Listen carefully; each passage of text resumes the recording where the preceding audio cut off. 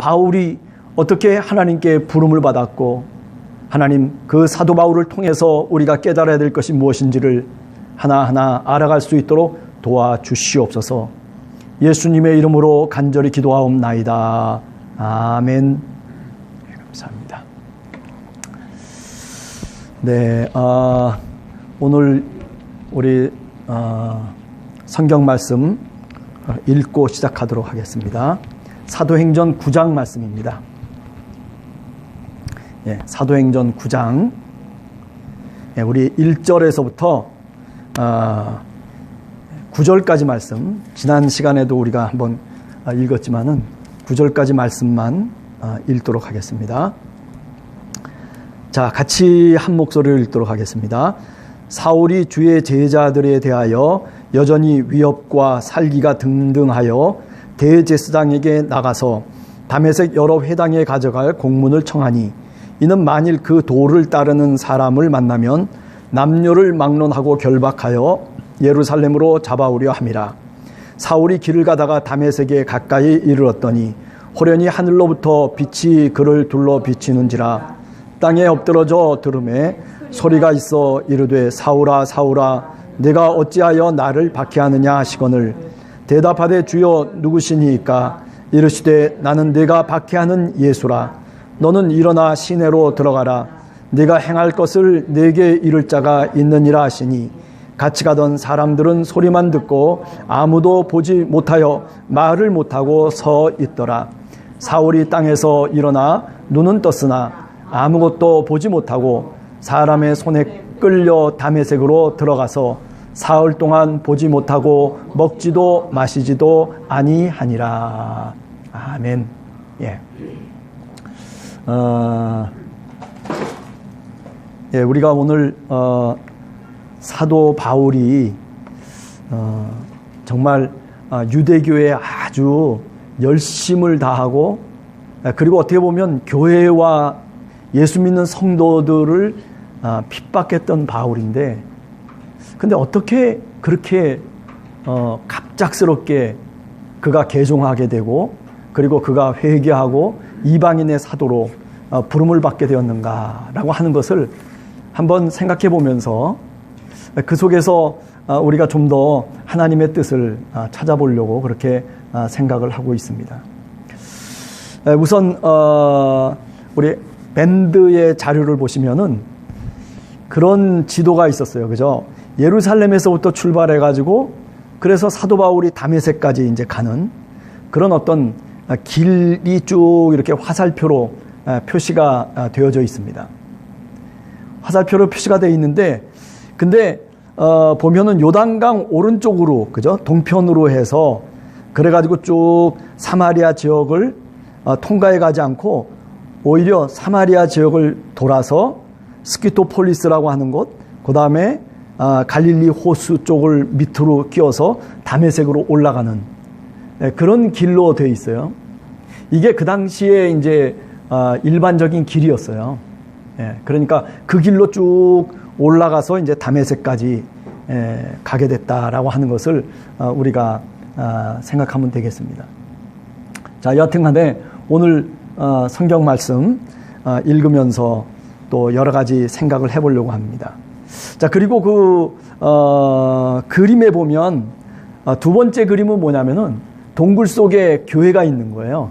그래서 지금도 다메섹 근처에 가서 이 아나니아의 교회라고 하는, 뭐 옛날에 정말 여기가 교회였는지 그거는 모르지만은, 그러나 오늘날에 있어서는 아나니아 기념교회라고 하는 그런 교회의 모습이 일단 그림으로 우리가 사진으로 볼 수가 있습니다. 그리고 마지막 오른쪽에 다메섹으로 들어가는 문이에요. 그리고 저쪽에 거리가 나와 있는데 그 거리가 말하자면 직가라고 하는 그런 거리다라고 하는 것을 여러분들이 한번 생각을 해보시면 될 것 같습니다. 그래서 오늘 이렇게 여러분과 제가 생각할 수 있는 것이 이제 사도 바울의 이야기를 한번, 지난 시간에는 사도 바울이 도대체 어떤 사람이었느냐라고 하는 것을 얘기했다면, 이제는 사도 바울에 대해서 한번, 사도 바울이 어떻게 회심했느냐라고 하는 것을 한 번 더 생각해 보려고 합니다. 자, 우선 우리가 사도행전 9장 4절 5절 말씀을 먼저 생각해 봐요. 사도행전 9장 4절과 5절. 네. 자, 우리 한번 4절 5절을 한번 읽어보도록 하겠습니다. 자, 여러분들도 같이 한번 한 목소리로 읽도록 하겠습니다. 자, 시작. 땅에 엎드러져 들음에 소리가 있어 이르시되 사울아 사울아 네가 어찌하여 나를 박해하느냐 하시거늘 대답하되 주여 누구시니이까 이르시되 나는 네가 박해하는 예수라. 그죠? 지난 시간에도 좀 얘기를 했어요. 사실은 사울이라고 하는 지금 이 바울이 누구를 찾아가는 겁니까? 사울이 박해했던 대상이 누구예요? 2절을 보면, 예? 2절을 우리가 이렇게 읽어보면, 누구를 사도 바울이, 사울이라고 하는 청년이 누구를 핍박하고 누구를 잡기 위해서 가는 거죠? 그렇죠. 예수 믿는 사람을. 2절을 보면, 만일 그 도를 따르는 사람을 만나면, 그러면 다 누구를 막론하고 다 예루살렘으로 잡아들이려고 그래서 사실은 가고 있는 거거든요. 그러니까 여기는 누구냐면은 다 성도들이에요. 그죠? 그리스도인들. 이 사람들을 잡기 위해서 가는 거거든요. 그런데 오늘 4절과 5절을 읽어보면 이 사람들을 핍박하는 게 누구를 핍박하는 거예요? 그렇죠. 예수님을 핍박하는 거라고 지금 얘기하고 있어요. 예? 자, 그래서 이 4절, 5절이 굉장히 사실은요 중요한 구절이에요. 우리가 보통 얘기할 때는 이거 4절, 5절, 그렇구나. 네가 박해하는 예수다. 어찌해서 나를 박해하십니까? 이런 사도 바울의 그 어떤 회심 이야기로서만 우리가 생각할 수 있지만은, 그러나 실상 여기에는 굉장히 아주 깊은 뜻이 사실은 들어와 있다라고 하는 거예요. 자, 그래서 지금 이런 얘기를 할 수 있는데, 그러니까 결국은 크리스찬들 아니에요, 그죠? 크리스찬들. 근데 뭐라고 얘기하냐면 크리스찬들을 박해하는 것이 곧 누구를 박해하는 것이다? 그렇죠. 예수를 박해하는 것이다. 그러니까 사도 바울이 예수 믿는 사람들을, 교회를 박해하기 위해서, 그 사람들을 잡기 위해서 다메섹 길로 가고 있는데, 그런데 부활하신 그리스도가 그에게 나타나셔서 하시는 말씀이 뭐냐면은, 네가 왜 나를 박해하느냐라고 하는, 다시 말하면 예수 그리스도를 박해하는 걸로 그렇게 사도행전에서는 얘기하고 있단 말이죠. 그러니까 여기서 어떤 얘기가 될 수 있냐면은 이런 얘기가 될 수 있는 거예요. 교회라고 하는 게 뭐냐? 지난 시간에도 잠깐 얘기했지만은 교회라고 하는 게 뭐냐?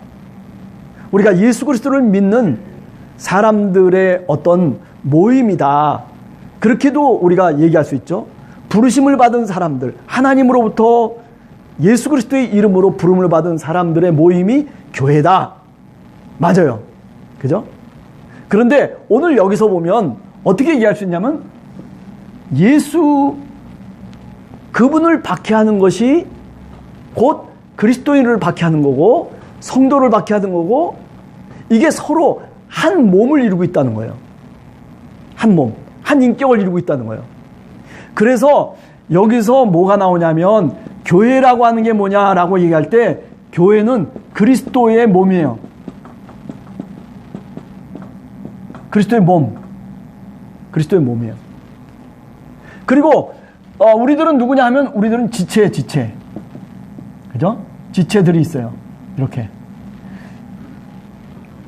이런 어떤 몸은 하나고, 그리고 지체는 여럿이고, 고린도전서 12장 27절을 보면, 그죠? 거기 제가 이제 자료로 나온 데도 있지만은 12장에 보면 교회론이 나오는데, 교회가 뭐냐? 몸은 하나고 그리고 지체는 여럿이다는 거죠.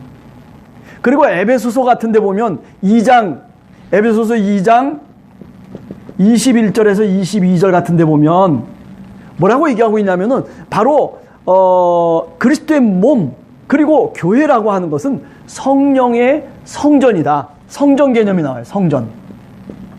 이게 그리스도의 몸이야. 크리스찬들의 모임 자체가 뭐냐면 성전이에요. 성전. 이거는 곧 뭐냐면 그리스도의 몸이에요. 그리스도의 몸이에요. 이런 식으로 말하자면 지금 여기 우리가 사도행전 9장 4절 5절에 나오는 요 내용만 갖고 우리가 얘기한다면, 그렇다면 바로 예수 그리스도를 핍박하려고 바울이 간 것은 아닌데 교회를 핍박하기 위해서, 크리스찬들을 잡아들이기 위해서 갔는데, 그런데 그것을 어떻게 사도행전은 이해하고 있냐면 바로 예수를 핍박하는 걸로 이해하고 있다는 거죠. 여기서 보자면 결론적으로 얘기하면 예수 그리스도 그분의 몸 자체가 바로 우리들이다.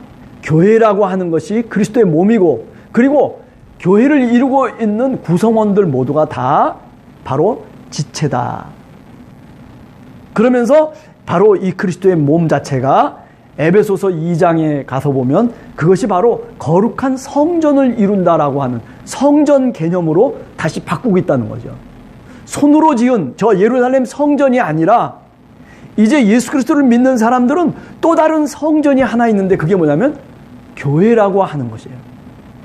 이 교회는 그리스도의 몸이에요. 그러니까 우리가 요한복음 2장에서 보면, 그죠? 그리스도의 몸을 뭐라고 얘기하냐면 성전이라고 얘기해요. 제자들이 예수님이 손으로 지은 성전을 너희들이 헐어라. 그러면 내가 3일 만에 다시 세우겠다. 다시 짓겠다라고 한 그 예수님의 말씀을 제자들이 나중에 예수님이 죽고 부활하신 다음에 3일 만에 부활하시고 난 다음에 비로소 제자들이 깨달았다는 거예요. 그게 요한복음 2장에 나오는 내용이에요. 그렇구나. 그렇구나. 자신의 육체를 가리켜서 하신 것이다라고 그렇게 제자들이 이해했다는 거예요. 그러니까 신약 시대에 와서 보면 성전이라고 하는 것이 이제는 교회라고 하는 것, 그리고 성도들이 성전이고, 그리고 그리스도의 그 몸 자체가 사실은 성전이라고 하는 그런 개념으로 바뀌어졌다라고 얘기할 수 있죠. 그러니까 어떻게 보면 이런 식의 생각을 갖고 있는 것은 유대교 입장에서 보면 이단이죠. 그러니까 당연히 사울이라고 하는 청년이, 그죠? 사울이라고 하는 청년이 당연히 핍박을 하겠죠. 그런 잘못된 성전관을 갖고 있고 잘못된 그런 어떤 신앙관을 갖고 있기 때문에 당연히 그들을 붙잡아가지고 그래가지고 넘기려고 사울이 아주 기세가 등등해가지고 사실은 다메섹으로 가고 있었다. 이렇게 얘기할 수가 있는 거죠. 그래서 오늘 첫 번째 얘기는 뭐였냐면 교회의 신학화라고 하는 내용이에요. 교회라고 하는 것이 그리스도의 몸이다 라고 하는 것을 우리는 오늘날 늘 누구나 할 것 없이 그렇게 얘기하고 있지만은, 그러나 어떻다는 거예요? 그러나 그것이 사실은 그렇게 그리스도의 몸입니다. 여러분들은 지체입니다. 우리가 교회가 바로 성전입니다라고 하는 그런 생각을 갖고 출발한 바로 그 성경 구절이 오늘 9장 4절 5절에서부터 우리가 유추해낼 수 있다는 거죠. 그러니까 사실은 네가 핍박하는 예수다라고 하는 이 말 자체가 이게 그냥 역사적 사실로만 끝나는 것이 아니고 그 속에 바울이 깨달은 바가 있는 거죠. 그 음성을 듣고 사도 바울이 그렇구나 하면서 거기서부터 말하자면 자신의 생각이 바뀌기 시작한 거예요. 그렇지. 예수가 곧 저 교회의 몸이 되시는구나 하는 생각이 어디서부터 뿌리를 두고 나온 생각이냐면 바로 오늘 이 사도행전 9장 4절과 5절을 통해서 나온 내용이다 라고 하는 것을 여러분들이 아셨으면 좋겠다라고 하는 겁니다. 자, 그 다음에 두 번째 생각할 수 있는 것은, 오늘 이런 거예요. 두 번째는 뭐냐면, 그런데 문제는 뭐냐면은 사도 바울이 이 사울이라고 하는 청년이 예? 사울이라고 하는 청년이 이제 그런 어떤 충격적인 영적 체험을 하잖아요. 그거를 우리가 뭐라고 얘기하냐면 계시 사건이라고 그래요. 계시적 사건이다. 이렇게 얘기해요. 두 번째 우리가 생각할 수 있는 게 계시적 사건. 아, 바울이라고 하는 이 사울이라고 하는 청년이 완전히 회개하고 그리고 완전히 말하자면 개종을 해버린 거예요. 그리고 어떻게 됐냐면 이방인의 사도가 된 거예요. 그리고 자기 자신을 가리켜서 제자다 이렇게까지 얘기를 해요. 예. 그런데 문제는 뭐냐면 좋아요. 그렇게 회개하고 개종하고 그리고 교회의 제자로서 삶을 살아가는데 그런데 그가 가진 그 신앙의 체험이 있어요. 신앙의 체험. 그게 오늘 그죠? 9장 몇 절이에요? 지금 얘기 나오는 것처럼 1절에서부터 35절까지의 내용이 바로 그런 어떤 내용으로 되어 있다라고 얘기할 수 있는 거죠. 9장 1절에서부터 9장 31절까지. 그죠? 요게 이제 바울이 체험한 어떤 뭐라고 그럴까 영적인 경험이라고 그렇게 얘기할 수 있어요. 그리고 9장 32절부터는 다시 사도 베드로의 이야기가 나와요. 그러니까 요까지만 사도 바울의 이야기예요. 그래서 9장 1절에서부터 9장 31절까지의 내용을 가만히 여러분들이 읽어보시면 여기서 우리가 깨닫게 되는 게 뭐냐면은 첫 번째 계시의 구체성이에요. 계시의 구체성. 아, 오늘날 우리가 그죠? 오늘날 우리가 예수 그리스도를 믿는다라고 얘기하는 사람들이 얼마나 많이 있어요. 뭐 교회 목사님, 장로님 그런가 하면 또 뭐 신부님 할 것 없이 정말 예수 그리스도를 믿는 사람들이 각양각색의 사람들이 다 있는데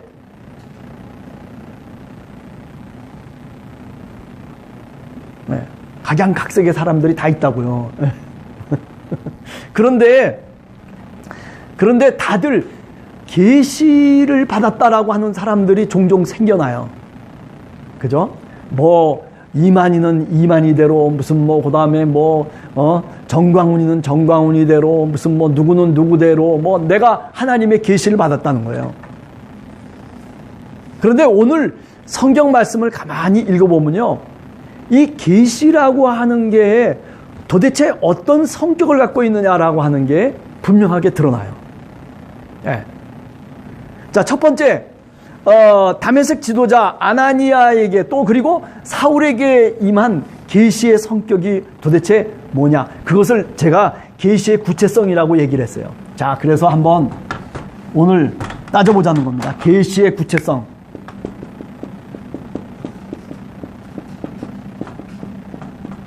오늘 조금 좀 복잡한 얘기이긴 하지만은 그러나 쉬워요, 얘기 자체는.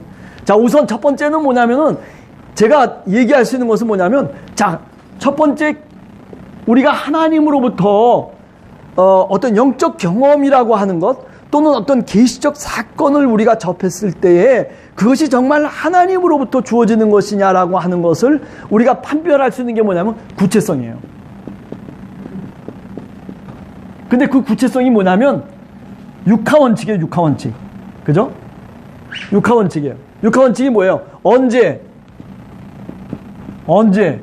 어디서 누가 어떻게 무엇을 그죠? 왜 이런 육하원칙. 오늘 이 9장에 나오는 말씀들을 잘 읽어보면 이게 분명해요. 언제죠? 네. 그죠? 다메섹에 갈 때예요. 네. 때가 있어요, 분명하게. 네. 어디서? 다메섹 도상에서 또는 다메섹 집가에서 또는 야곱의 또는 유다의 집에서 누가? 아나니아가 또는 사울이 어떻게 이렇게 저렇게 계시가 임했는데 빛이 임하고 그리고 무릎 꿇고 어떻게 그럼 임했느냐, 기도하는 중에 임했다든지 또는 소리가 들렸다든지 이런 식으로 그냥 가만히 내버려 두세요. 네. 그 다음에 무엇을, 왜, 이런 것들이 계시라고 하는 거, 하나님의 계시라고 하는 게 그냥 뭐 아무렇지도 않게 그냥 이렇게 저렇게 떨어지는 게 아니고 이런 육하 원칙에 의해서 구체성을 갖고 있는 거예요. 그래서 우리가 예수를 믿고 또 하나님의 계시를 받는다라고 하는 것은 이런 원칙에 의해서 뭔가 달라지고 뭐 어떤 게 뭐 예를 들면 뭐 이런 게 없다고 만약에 얘기해봐요. 어디서도 없고 누가도 없고 뭐 아니면 뭐 이런 거 저런 것 없으면은 그거는 하나님의 계시가 아니에요. 네. 이렇게 구체성이 있어야 되는 거예요. 그래서 오늘 9장 1절 이하에서 우리가 한번 보면 우선 첫 번째로 아나니아를 부르세요. 그죠? 그랬더니 어떻게 해요? 주여 내가 여기 있나이다라고 아나니아가 그 부르심 앞에 응답을 해요. 마치 예언자들이 소명 사건에서 내가 여기 있습니다라고 그렇게 이사야 선지자가 하나님께 나아가면서 이야기하듯이 오늘 여기서도 아나니아도 그렇게 응답을 하고 있는 겁니다. 그랬더니 소리가 들려요. 어떤 소리가 들리냐면 일어나서 집과 거리로 가서 이렇게 구체적이에요. 자, 일어나서 너 있잖아. 집과 거리로 가. 그래가 유다의 집으로 들어가. 거기에 누가 있냐면 5 사울이 있을 거야. 그러면 너 거기 가서 사울을 찾아. 야, 그런데 또 뭘 얘기하냐면 그런데 그 사울이라고 하는 청년이 기도하는 중이야.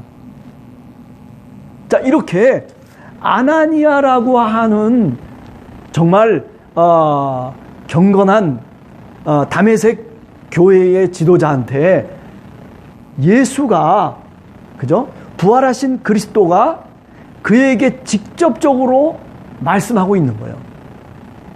그래서 어떻게 했어요? 그래서 그가 정말 그 말씀에 순종해서 그 집가의 거리로 나아가서 그래서 우리가 잘 아는 바울을 이제 찾게 되는 거죠. 자, 그런데 바울도 역시 마찬가지입니다. 그러면 바울은 뭐 아무렇지도 않았나요? 아니죠.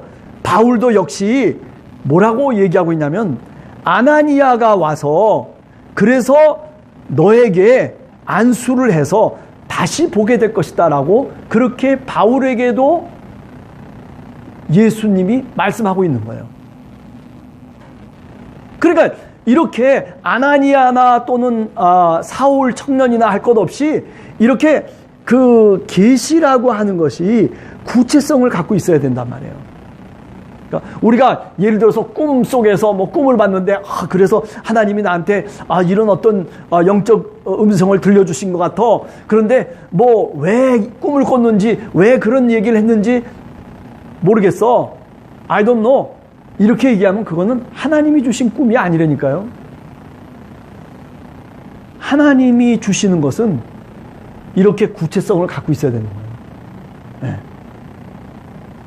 그 다음에 두 번째는 뭐냐면 두 번째는 명확성이에요. 그러니까 명확하죠. 명확해요. 네. 이 영적 경험, 이 계시를 받는 대상이 누구냐면 분명히 아나니아하고 그리고 분명히 사울이에요. 그리고 뭐라고 얘기하냐면 6절에 보면 이렇게 얘기해요. 내게 이를 자가 있다. 네가 행할 것을 네게 이를 자가 있느니라. 누구에게 얘기하는 거냐면 예수 그리스도가 사울에게 얘기하는 거예요. 분명하게 명확하게 집어주는 거예요. 그러니까 뭐 너 어디 가서 절을 하든지 너 어디 가서 뭐 이렇게 저렇게 해라 라고 하는 그런 게 아니라 분명하게 명확하게 지시를 하고 있다는 거죠. 그죠? 그냥 두리뭉실하게 뭐 그래서 내가 어떻게 해야 되나? 그렇지 내가 이렇게 해야 되겠구나. 내 스스로 판단할 수 있게끔 하는 게 아니라 이런 어떤 계시적 영적 경험이라고 하는 것은 뭐예요?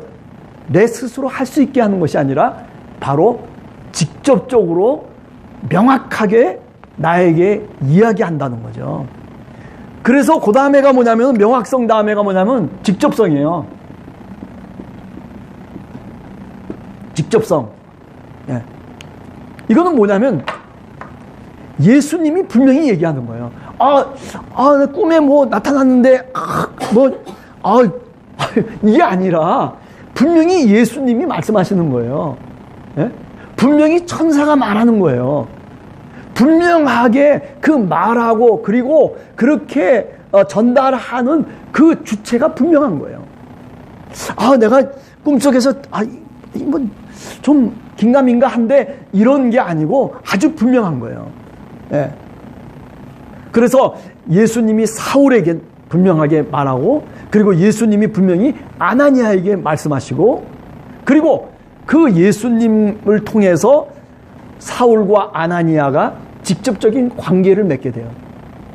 그걸 찾아가게 되고 안수하게 되고 그래서 정말 그 말씀하신 그대로 그것이 이루어지게 되고 이렇게 아주 이 계시라고 하는 것은 이렇게 직접적인 거고 그리고 아주 명확한 거라는 거죠. 그 다음에 중심성이에요. 그 다음에 네 번째는 뭐냐면 중심성. 뭐가 중심이냐 하면 예수 그리스도가 중심이에요. 예? 내가 계시를 받았습니다. 그런데 무슨 뭐 하나님으로부터 계시를 받았다는 뭐 이렇게 얘기하면 안 된단 말이에요. 누가 중심이라고요? 예수 그리스도가 중심이에요. 예수 그리스도가 나에게 분명하게 말하고 계시의 발현자가 누구냐면 바로 예수예요. 계시를 전달하는 사람도 예수고 우리가 구약 성경을 보면 좀 다르죠. 구약 성경하고 우리가 신약 성경하고 다른 점이 있어요. 구약에 가면 그죠? 구약에 가면 이 계시의 전달자들이 생겨요. 전달자들. 뭐 예를 들면 이게 예언자일 수도 있고 그죠? 또는 이게 천사일 수도 있고 뭐 등등 해서 뭐 이런저런 얘기들이 나오죠. 그러나 신약 시대에 와서는 이 계시의 전달자가 누구냐면 바로 예수 그리스도인 거예요. 물론 예수님이 탄생하실 때에 그죠? 그때 가브리엘 천사가 누가복음에 보면 나타나가지고 뭐 마리아에게 나타난다든지 뭐 또는 뭐 엘리자베스에게 나타난다든지 이렇게 나타나서 얘기하는 그런 경우도 있었죠. 그러나 예수 이후로부터는 뭐냐면 계시의 전달자는 천사들이 아니에요. 분명하게 예수예요. 물론 이런 일은 있죠. 사도 바울이 또는 신라가 감옥에 갇혔을 때 또는 무슨 뭐 이럴 때 저럴 때 천사가 나타나가지고 뭐 이렇게도 얘기하고 저렇게도 얘기하고 뭐 이런 일도 벌이고 저런 일도 벌였다라고 하는 그런 얘기가 있죠. 그러나 이런 어떤 영적인 계시의 전달은 누구냐면 바로 신약 시대에 와서는 예수 그리스도인 거예요. 예. 뭐 다른 게 전달자가 아니에요. 예. 그러니까 이 중심성이라고 하는 게 뭐냐면은 바로 계시의 발현자이고 계시의 전달자고 그리고 계시에 관련된 모든 것들이 다 뭐가 중심이냐면 예수 그리스도로부터 출발하는 거예요. 네. 그 다음에 다섯 번째는 뭐냐면 언어성이에요. 언어성. 네? 언어를 통해서 전달하고 있다는 거예요. 환상, 그림을 통해서가 아니에요. 지금 여기 이 사도행전에서 얘기하고 있는 이 계시의 이 구체적인 어떤 모습 자체는 뭐냐면 어떤 그림을 통해서가 아니에요. 어떤 환상이나 그죠? 환상이나 어떤 꿈이나 뭐 이런 등등의 것 우리가 얼마든지 얘기할 수 있죠. 그러나 이것이 신약 시대에서는 언어로 바뀌는 거예요. 언어로 바뀌어가지고 그래서 하나님의 계시를 얘기하게 되는 거예요. 네.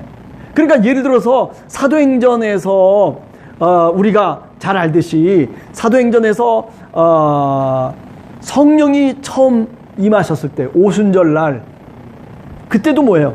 언어를 통해서 전달하는 거예요. 그죠? 방언이라고 하는 게 뭐예요? 그냥 뭐 이게 방언이 아니고 그 사도행전 2장에 나오는 그 방언은 뭐냐면 모든 사람들이 다 이해할 수 있는 그런 말로 바뀌어진 거예요. 그러니까 신약 시대에 있어서는 구약 시대와 다르게 이 계시라고 하는 것이 뭐냐면은 바로 언어로 우리들에게 표현되고 있다는 거예요. 언어로 전달되고 있다는 거예요. 네. 그런 면에서 이 계시라고 하는 것이 이게 언어성을 갖고 있다라고 하는 거예요. 네? 이런 것들이 사실은 뭐냐면은 이런 것들이 계시의 어떤 지금 신약 시대에 있어서의 계시의 성격이라고 얘기할 수 있어요.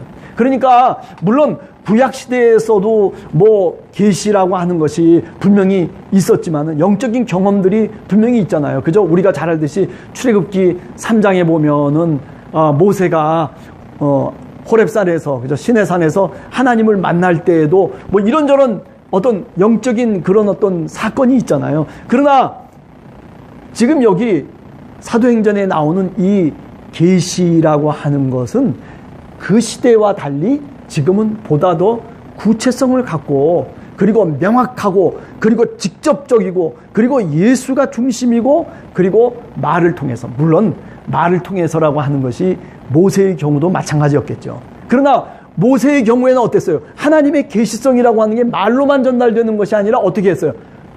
표적을 통해서 전달이 됐잖아요.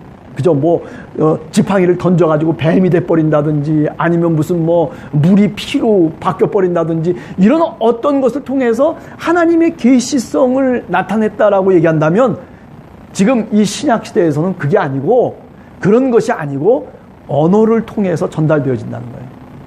네. 자, 이런 것들이 이제 사실은 이 오늘 사도행전 9장에서 나오는 모습들이다라고 그렇게 우리가 얘기할 수가 있는 겁니다. 자, 그러면 이거는 이제 지금까지는 신학적인 얘기였어요.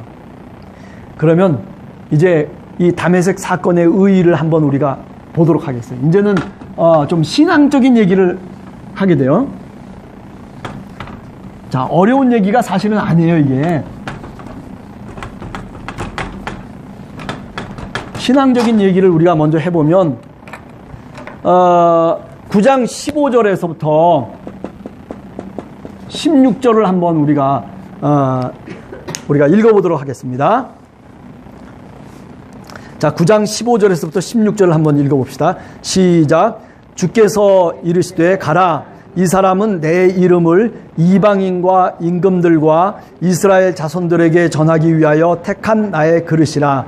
그가 내 이름을 위하여 얼마나 고난을 받아야 할 것을 내게 그에게 보이리라 하시니. 예. 근데 여기서 우리가 생각할 수 있는 것은 내 이름이에요. 내 이름을. 또 내 이름을 위하여. 그죠? 내 이름을 위하여. 네. 이런 얘기가 나와요. 이게 누가 하시는 얘기냐면 예수님이 하시는 얘기예요. 누구에게? 아나니아에게 하는 얘기예요.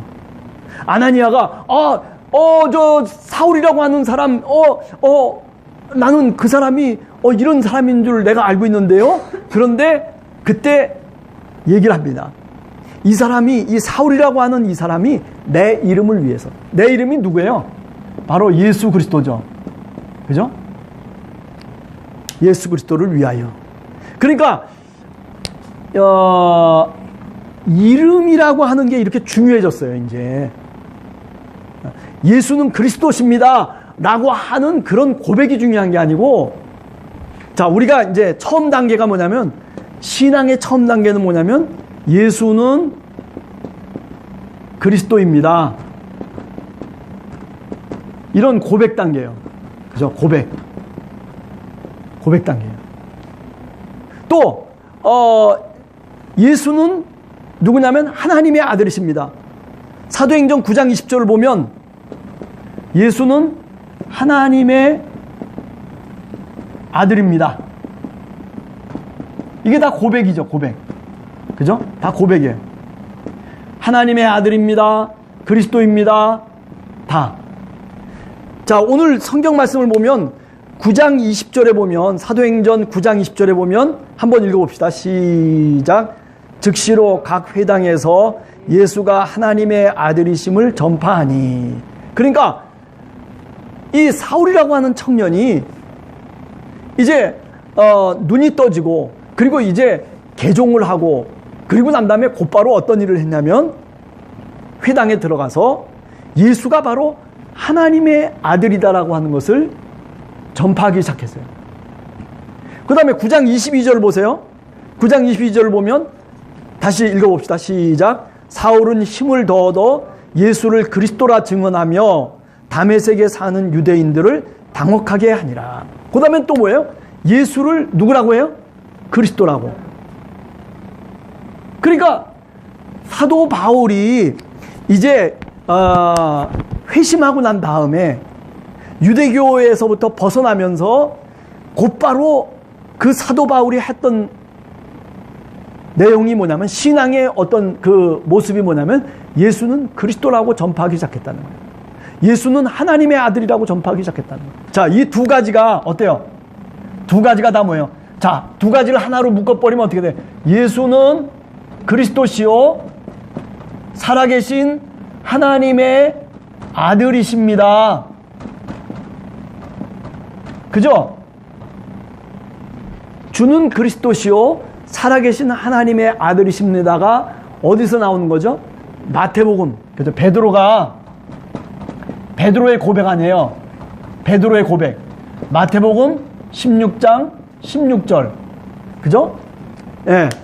주는 그리스도시요 살아계신 하나님의 아들이십니다.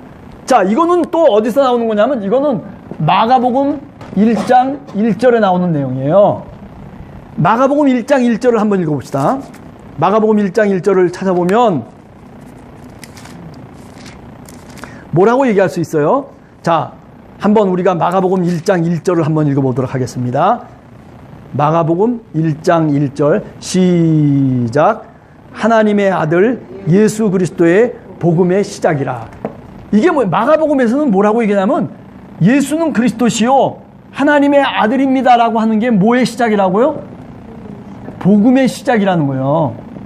그러니까 이 이야기는 뭐냐면 복음이라고 하는 게 뭐냐 하면은 예수는 그리스도십니다. 예수는 하나님의 아들이십니다라고 그렇게 말하는 데서부터 복음이 시작됐다는 거예요.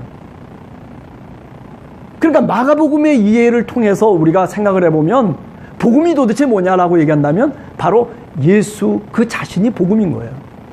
예수님이 살았던, 예수님이 말씀하셨던, 예수님이 가르치셨던, 예수님을 따라갔던 모든 것들이 다 뭐냐면 복음이라고 하는 거예요. 복음. 네. 그죠? 그런 것이 지금 오늘 여기 사도행전에도 그대로 나오고 있는 거예요. 예수는 그리스도이십니다. 예수는 하나님의 아들이십니다라고 하는 이런 것을 전파하고 증언하고 하기 시작했다. 누가? 사도 바울이. 사울이라고 하는 청년이 그렇게 하기 시작했다는 거예요. 다시 말하면 이거는 뭘 시작한 거예요? 복음을 전하기 시작한 거예요. 복음을 전하기 시작한 거예요. 네. 그런데 이게 이제 뭐냐면 이렇게 됐던 것이 요게 이제 초기의 얘기라면은 그 다음에 요게 이렇게 되는 거예요. 어떻게 되냐면 내 이름. 이제 예수는 그리스도십니다. 예수는 하나님의 아들이십니다. 이런 식으로 복음이 시작했는데 그런데 이게 시간이 지나면서 어떤 식으로 바뀌냐면은 이제는 예수 그리스도라고 하는 게 하나의 이름이 되는 거예요. 이름. 그러니까 옛날에는 나사렛 예수였었는데 그런데 이제 시간이 지나면서 교회 속에서 어떤 식으로 이제 얘기가 되냐면 믿는 게 뭘 믿는 겁니까? 라고 얘기할 때 예수는 그리스도임을 믿습니다. 예수는 하나님의 아들이심을 믿습니다. 이렇게 믿음이 아니라 이제는 그렇게 얘기하면 골치 아파지잖아요. 그러니까 뭐냐면 나는 예수 그리스도를 믿습니다. 이렇게 돼버린 거예요. 그러니까 이게 조금 시간이 경과되면서 초대교회에서 이제 점차로 어떤 식으로 바뀌어지냐면 예수는 그리스도이십니다라고 하는 말로 얘기하는 것이 아니라 나는 예수 그리스도를 믿습니다. 이제 뭐냐면 나사렛 예수의 이름이 예수 그리스도가 된 거예요. 그래서 오늘 여기서도 뭐냐면 그의 이름을 위하여, 내 이름을 위하여. 이름이 뭐예요? 바로 예수 그리스도인 거예요. 그죠? 그러니까 오늘 다메섹 사건에서 중요한 것은 뭐냐면 이 사도 바울이 회심을 하고 난 다음에 개종하고 난 다음에 이제 예수 그리스도라고 하는 그 이름을 위해서 자신을 헌신하는 거예요. 그냥 단순하게 이경재라고 하는 그런 이름이 아니라 이 이름이라고 하는 이 이름 속에는 뭐가 있냐면은 바로 예수님의 삶 전체가 포함되어 있는 거예요. 복음을 위해서라고 하는 말과 사실은 같은 말이죠. 예수 그리스도의 이름을 믿습니다라고 할 때, 그럴 때 이 예수 그리스도는 뭐와 같냐면 이제 복음이라고 하는 말과 같아요. 복음을 위해서 내가 이제는 살아갑니다. 그러니까 예수 그리스도의 복음을 위해서 이제 사도 바울이 이방인의 사도로 이 다메섹 사건을 통해서 이제 비로소 자신의 삶을 터닝하고, 그리고 정말 이방인의 사도로서의 삶을 이제 시작하는 거죠. 복음을 위해서 살아가기 시작하는 거예요. 그러니까 이제 전부를 한번 다시 생각을 해보면 이제 우리가 정리를 해보면 이렇습니다. 어떤 얘기를 할 수 있냐면은 우선 제일 중요한 게 뭐냐면 이 9장에서 이상하게 교회라고 하는 것에 대한 개념이 생겨요. 그죠? 박해하는 예수인데, 그런데 예수를 박해한 게 아니고 오히려 예수 믿는 사람들을 박해했단 말이에요. 네. 그런 면에서 우선 첫 번째 우리가 얘기했던 게 뭐냐면 교회가 한 몸이다라고 하는 거죠. 오늘날도 마찬가지입니다. 오늘날도 우리가 교회 생활을 하면서 한 몸인 거예요. 저 사람이 아프면 나도 아픈 거예요. 저 사람이 힘들어하면 나도 힘든 거예요. 네. 이게 뭐예요? 이게 바로 한 몸인 거예요. 그리스도의 몸과 지체라고 하는 교회라고 하는 것의 신학적인 의미는 뭐냐면 한 몸이에요. 다. 네. 내가 옆에 있는 사람하고 무슨 상관이 있습니까? 나는 저쪽 교회에 있는 사람들하고 상관없죠. 나는 별로 상관도 없습니다. 그 사람 알지도 못합니다. 저 아프리카에 사는 사람하고 무슨 상관이 있습니까? 네? 아무 상관도 없다라고 생각하면 그거는 뭐냐면, 그거는 지금 여기 사도행전 9장에 나오는 그 교회 개념이 아니에요. 그거는 잘못 생각하고 있는 거예요. 그건 신앙이 아니에요. 네. 그죠? 우리는 다 어떤 사람들이에요? 다 그리스도의 몸된 지체를 이루고 있는 그런 신앙의 공동체를 이루고 있는 구성원들이에요. 다 지체들이에요. 그렇기 때문에 아프리카 지금 사람들이 오늘도 배고파하고 오늘도 코로나로 인해서 힘들어하고 이렇게 저렇게 살아가는 사람들의 그 어떤 모습들이, 그게 남의 얘기가 아니라 오늘 우리들의 이야기라는 거죠. 그러니까 성전을 이룬다라고 하는 개념도 마찬가지예요. 예? 성도들을 통해서 하나님의 성전을 이루어가요. 성전에 하나하나를 세워가는데, 그런데 저쪽에 아프리카 지역에 힘든 사람들은 제껴놓고 성전이 이루어지는 게 아니죠. 그러니까 인류 모든 어떤 지구상의 글로벌한 어떤 전체의 어떤 모습들을 보자면은 그게 바로 하나의 성전인 것이죠.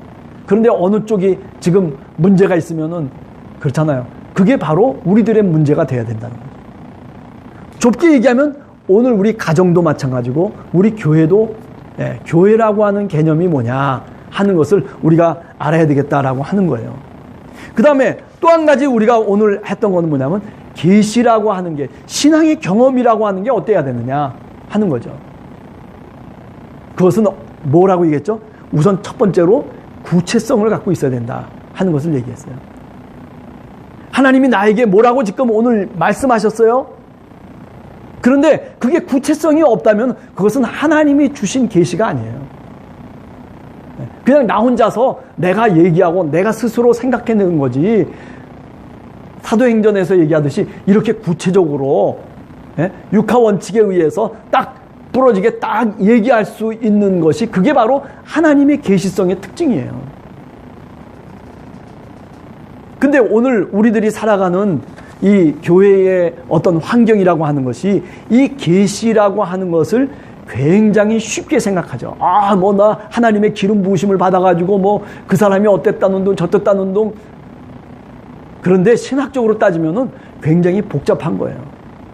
이렇게 분명한 구체성이 있어야 되고, 그리고 중심성이 있어야 되고, 그리고 예수님이 말씀하신 그런 명확성이 있어야 되고, 그리고 언어성이 있어야 되는 거예요. 환상을 보긴 봤는데 뭐라고 얘기하긴 힘들어요. 그거는 아니라니까요. 그런 건. 네.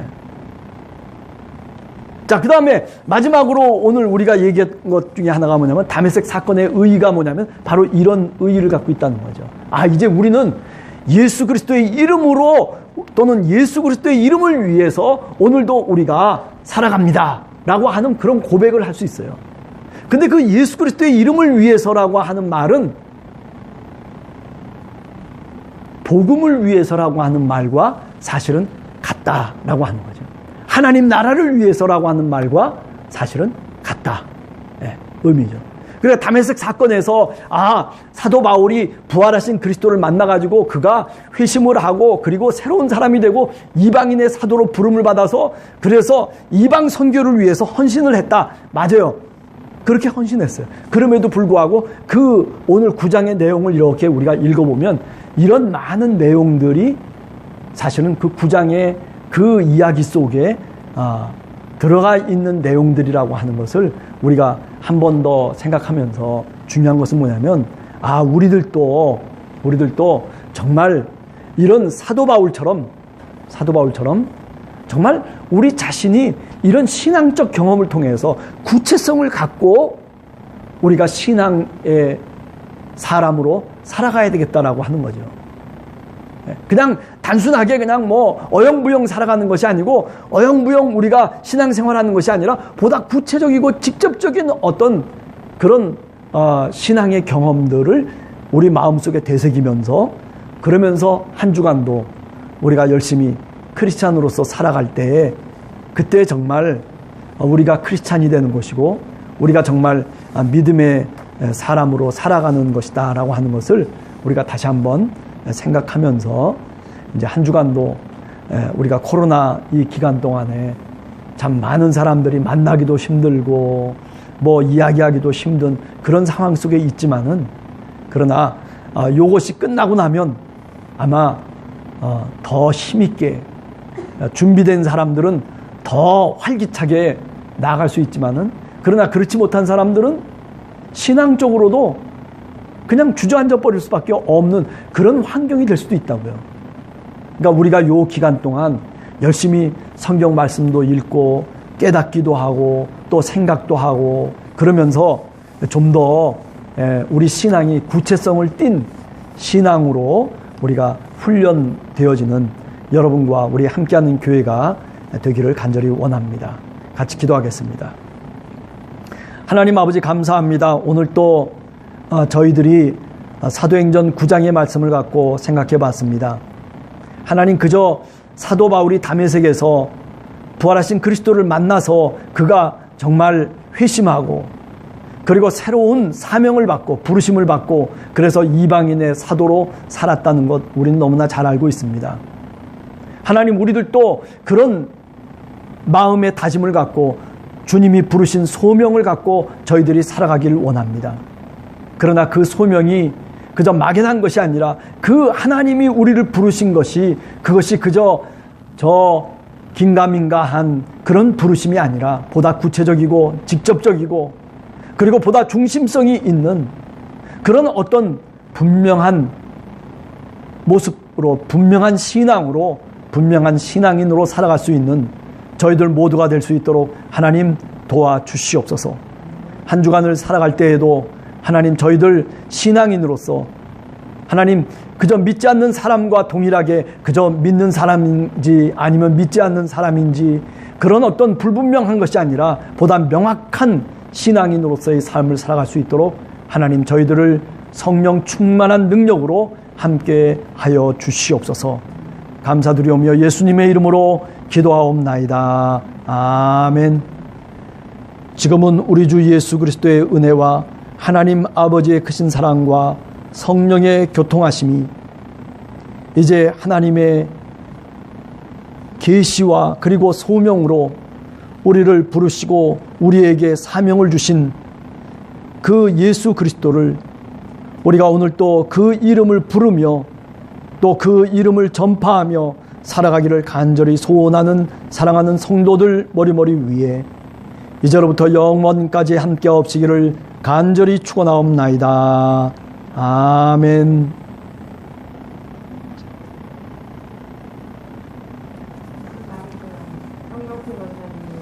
예, 정동수 권사님, 낭병미 집사님, 다 신솔비 집사님도 오시고요. 예, 이소영 권사님도 들어오시고, 예, 신은숙 전도사님도 들어오셨습니다. 예, 예, 유미라 집사님도 가끔 들어오더라고요.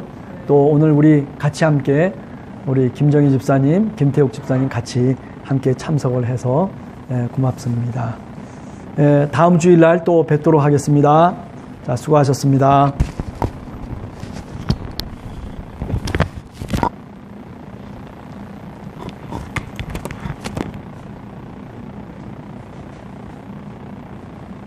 남경희 집사님도 오셨네. 네, 남경희 아까 얘기했잖아요.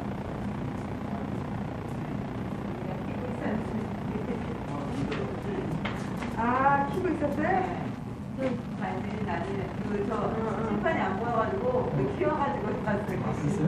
이거 끝나면 어디 될까요?